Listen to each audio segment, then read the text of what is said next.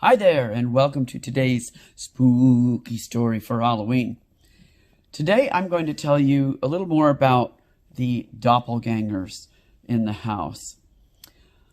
Back in the time between 2008 and about 2014 or so, as I've said before in some of my other videos, we had people who were living with us because they either lost their jobs or they had lost their housing or both.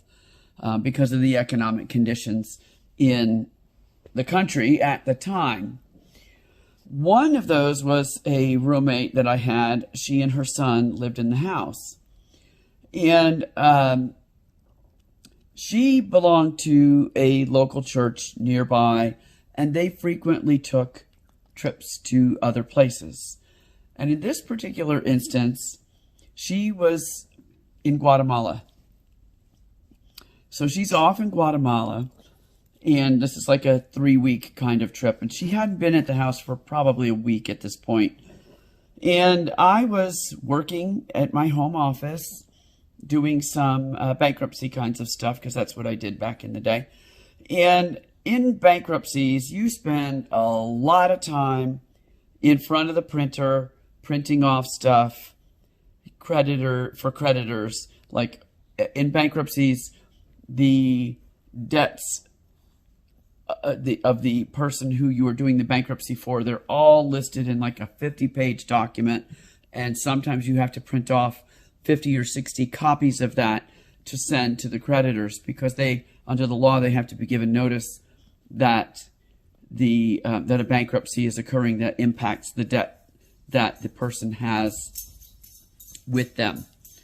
So that's what I was doing. I was standing there at the printer, printing off copies of someone's bankruptcy for the creditors who were creditors of this particular debtor.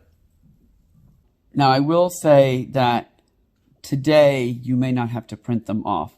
Today, I think they do allow electronic notice, at least in some bankruptcy courts. Now, one thing that you need to know is that Elsie used to dye her hair a very interesting shade of red. It was like the kind of red you could get at Walmart, the hair color.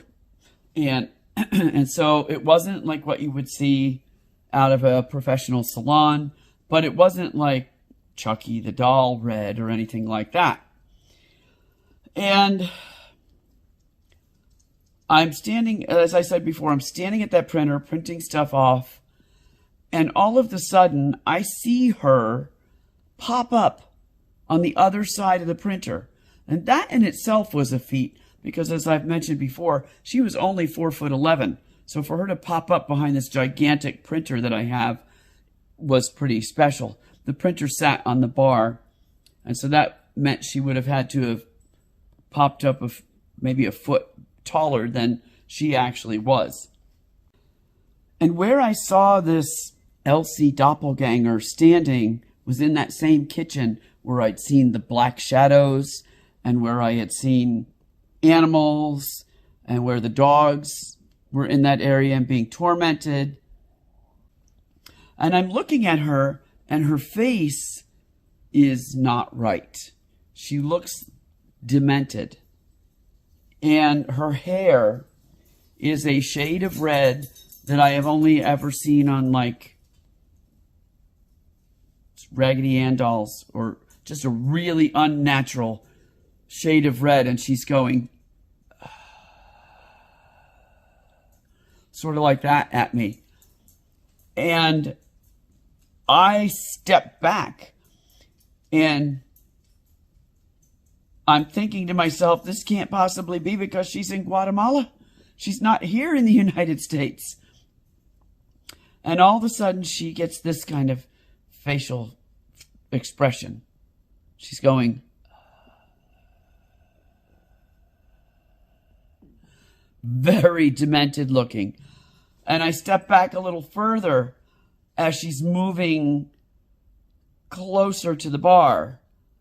And then as she gets to the bar fully, she disappears.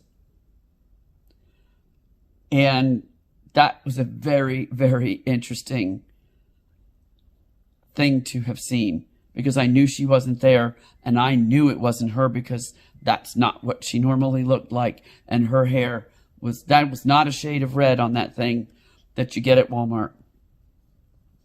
If you like today's story, please hit the plus button to follow me and hit the like button and come back tomorrow for another story. Thank you and have a great day.